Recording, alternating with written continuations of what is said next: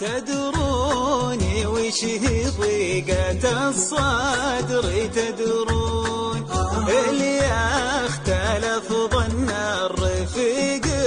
برفيقه، لا طاع له ناس عن الدرب غاوون، وبلا سبب سوى مشاكل وضيقه،